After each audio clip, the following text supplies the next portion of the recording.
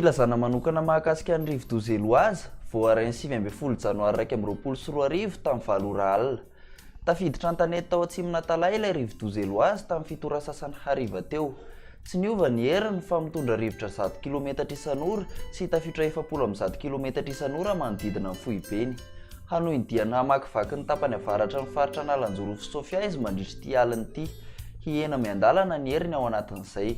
Iangaviana mponina amin'ireto toerana manaraka ireto mba hampiatravatrany ny filazana miloza amin'ny tatao na filazana miloko mena ho amin'ny faritra Sava, Analanjorofo, Bealanana, Befandriana Avaratra ary Mandritsara. Filazana loza manambana na filazana miloko mavo ho amin'ny faritra Toamasina voalohany sy faharoa sy Alaotra.